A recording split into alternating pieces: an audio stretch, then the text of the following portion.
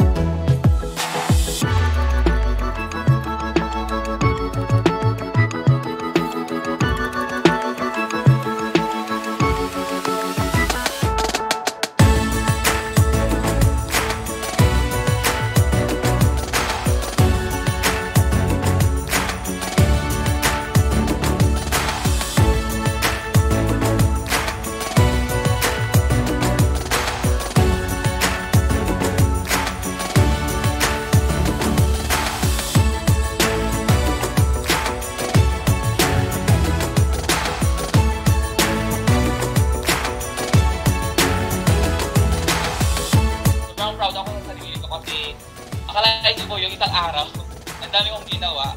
Know your priorities, keep on dreaming, and samahan niyo po ng diskarte, disiplina, hard work, saka dasal din talaga. God is good all the time.